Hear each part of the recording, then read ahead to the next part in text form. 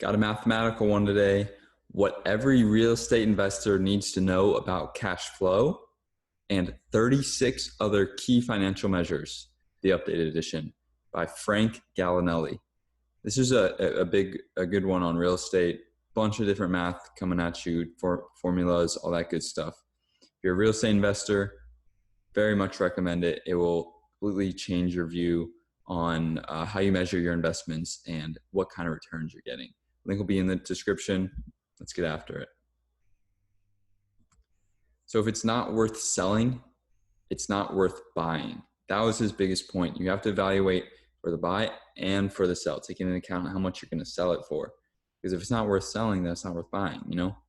So make sure the numbers work for selling as well as buying.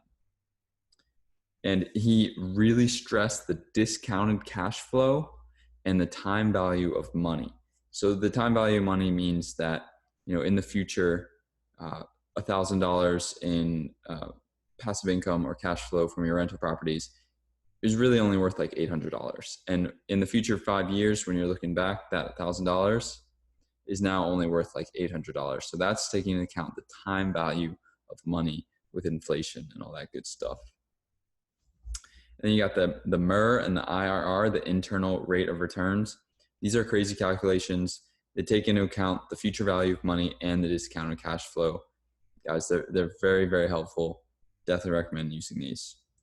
And then to get the NOI, so this is the net operating income. This is, when you're talking about commercial properties, they're not valued how residential properties are. So with residential properties, how you determine the value is by comparisons. So, you know, you compare same amount of bedrooms, same amount of square feet, same area, you know, same specs, all that stuff. That's how you compare and how you value residential real estate. With commercial, it's completely different because there's not nearly as many comparisons. So what you have to go on is the net operating income. How much income each property generates is then how much it's worth. So to get the net operating income, what you do, you get the gross scheduled income, which is all the money you make from rent and or other things if you have laundry or anything else. You take away the vacancy, which is, you know, 3 to 5%, depending, maybe less, depending on your building and your area. And you know, subtract the vacancy, the credit loss, and that equals your gross operating income. And then you take your gross operating income and you subtract the operating expenses. Now, the operating expenses are anything with operating the building except for mortgage. Your mortgage payments are not an operating expense. So that's how you get the NOI, and that's how you subsequently value commercial properties. You multiply the NOI by the cap rate, or you divide NOI divided by the cap rate equals the purchase price. So the cap rate is just some predetermined number, different for every market. 8 to 12% is normal, and you know, the higher the cap rate means the more cash flow. So if you have a 10% cap rate building and it's $1 million, you got $1 million building, cap rate's 10%. That means you're making $100,000 in net operating income. Then you have to subtract the mortgage, and that's how much revenue you're actually receiving. And then you got the debt coverage ratio. That's the NOI divided by the annual debt service. So most lenders want at least 1.2. So you take your net operating income, divide it by your mortgage payments for the year, and most lenders want the NOI to at least cover 1.2, 120% of the annual debt service. Then we got the ROE. This is an important one, the return on your equity. So that equals the cash flow after taxes divided by the resale value less all the mortgage, or less the mortgage balance. So this one's huge because a lot of investors, what they do is they calculate their cash flow. In mind, they don't include their after taxes. So what they do is they calculate the cash flow based on the first year when they bought it.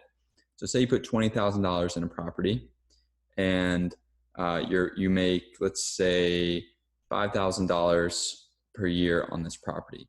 So your cash flow, $5,000, or the cash flow taxes would be what, 5 out of 20 is 1/4. So you're making a 25% return on your investment, right? So, but then once your equity in that property grows and grows after time, yes, your cash flow should raise a little bit.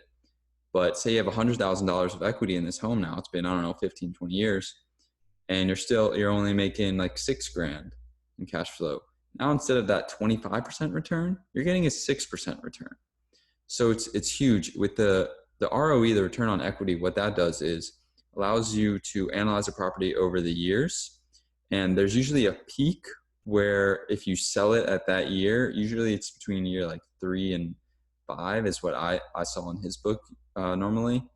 Between 3 and 5, maybe sometimes even like 2 and 4, depending on how much renovations you had to do, is the peak ROE. So then in theory, what you should do, sell the property at the highest ROE and then put your money in another one, put your money in another property and do the same thing over and over again. This maximizes your returns. It's only a couple percentage points, but that couple percentage points can mean all the difference.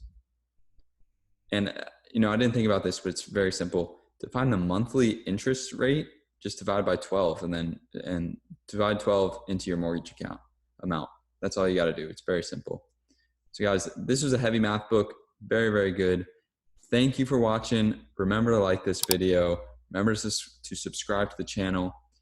Keep learning, keep watching these videos, and have a great day.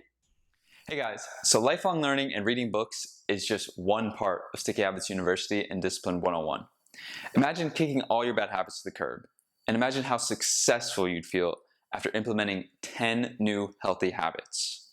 After enrolling in Discipline 101, my new course, that's how you'll feel every single day.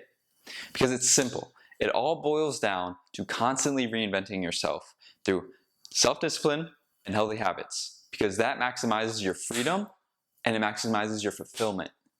Living like this changed my life. Go check it out.